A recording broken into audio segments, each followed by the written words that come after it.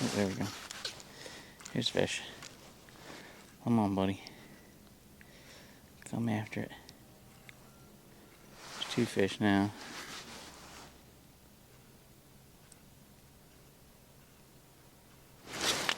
There he is. Oh, I missed him. Dang it. That sucks.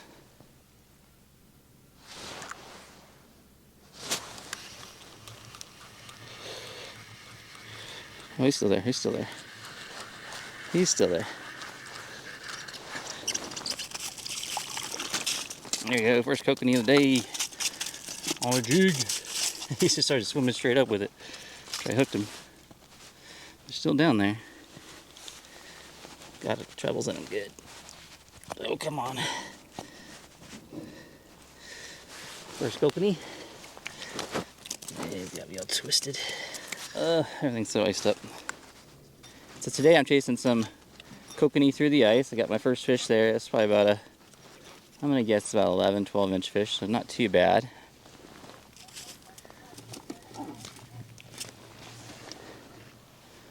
Went about 65 foot of water and 20 foot down. I had a couple fish come through there and managed to pull one out of that school. As soon as I hooked him, he swam just straight up.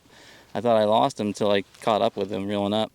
Jigging them through the ice is really similar to jigging them through open water. Just, of course, you have the extreme disadvantage of not being able to move around and find them. You have to wait for them to come to you. And in a lower density lake like this, it makes it a little more challenging. Kind of have to bide your time.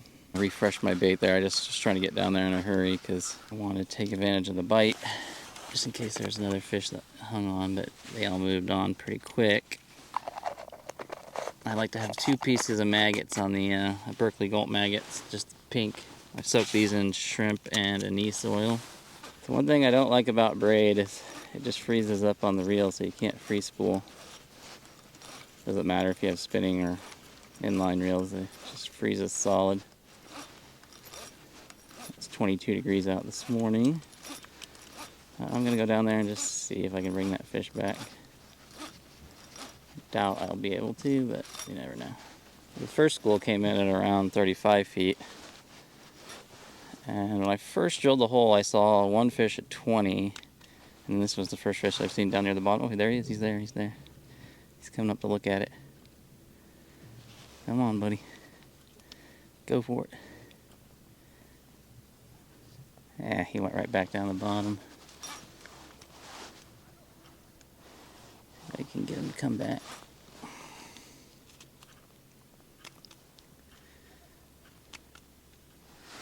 No, he's not interested.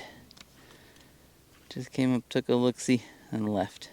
I'm gonna come back up. I don't like to be like jigging near the bottom or near the top when I'm ice fishing. I kind of like to choose mid-column. That way, if I see fish, I can respond immediately, right? If a fish is above me, I don't have to take all that time to get up to him. And if he's below me, well, then I'm already halfway there, right? Everything's freezing to the ice this morning. It's pretty chilly. Should warm up and be a nice day, but from what I understand about this lake is it's just a morning bite thing. After the first 30 minutes of daylight, it gets pretty tough here. Come on. Where are you at, fishies? The long wait between fish is kind of boring.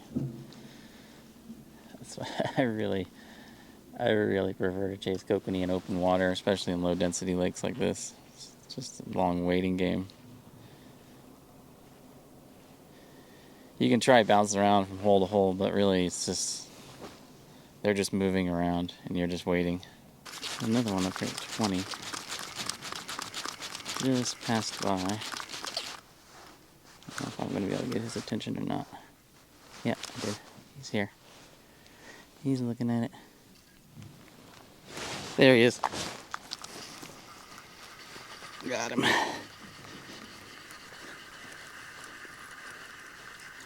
There we go, number 2 of the day. Nice. Still one down there, so I can get down to him real quick. There's a bunch down at 60. I want to chase those. At least 2. Maybe 3. There's still one at 20, but I'm chasing those guys for a while.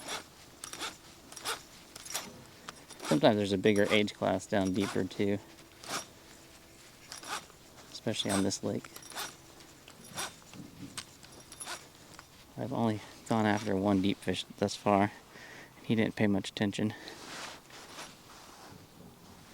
I can see a couple fish on the bottom now.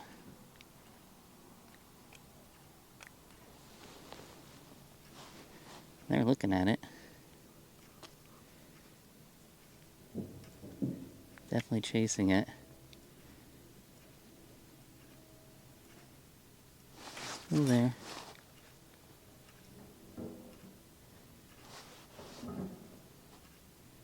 Still there. I can barely see him up off the bottom.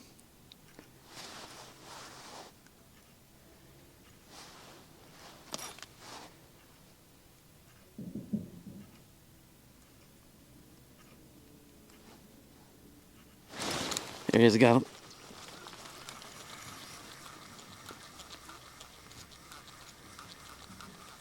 I think he's still there. He's coming up straight up. Oh, that's a little chub or something. That's crazy. Okay, well, I won't chase those. Oh, I think this is a whitefish, like a species of whitefish. Yeah, it is. It's got adipose fin. They're called like pygmy whitefish or something. It's a new species for me, actually. That's crazy.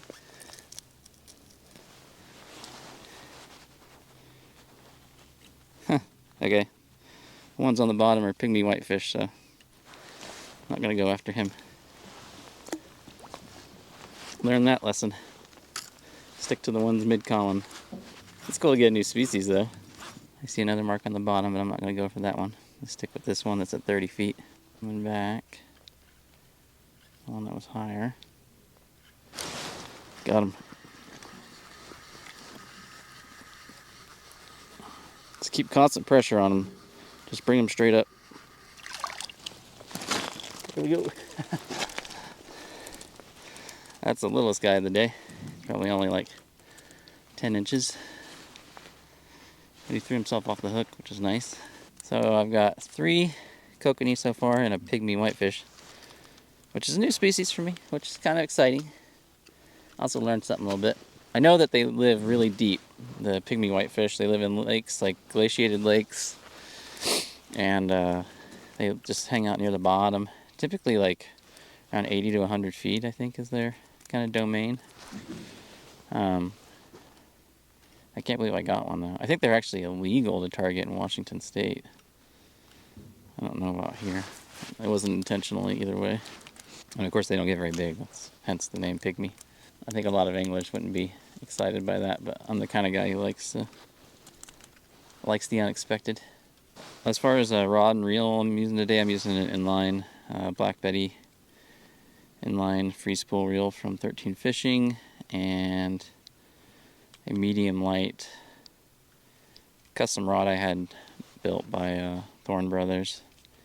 It's based on their perch rod. It's a perfect rod for like all-purpose, like Northwest, inland Northwest, kokanee, trout, perch, smaller walleye. So it's a graphite blank with a spring bobber on the tip there. Every once in a while I'll kind of bring it up to 20 for a little bit, jig it just a little bit shallower, because let's say there's some fish cruising out away at 20 and I have my gear down at 30, 35, they may not be able to see it down as well, and that can help draw in fish that are feeding shallower. Then I'll push it down to 40, jig for just a little bit, and then bring it back up sort of mid-column. Just trying to pull in those fish from afar. And then I am using braid, and then I've got like a 2-3 foot shot of 6-pound fluorocarbon on there, and the braid I'm using is 5-pound Fireline Smoke. Which sometimes I like the braid, especially when temperatures are closer to freezing. But when it's low 20s like today, it's kind of a pain because it does freeze up. You can't free spool as easy as fluorocarbon. Fluorocarbon's a little more hydrophobic, so it doesn't hold onto the water as much. Now my experience when jigging for kokanee through the ice and in open water is that I rarely ever get bit, just kind of holding it stationary. You know, when I'm ice fishing for other fish, a lot of times I jig, and then I come in and I'll kind of hold still, especially with like perch and things, and then they'll take it, and trout even. But with kokanee, you just need to keep it in motion, and they're going to hit it on that fall. And then once they do hit it, you know, give a good hook set, and then just keep steady pressure, bringing it to the top. All right, guys, I think that's going to do it for me. I'm going to head on. I'll see you guys next time. Just remember, fish smarter, not harder.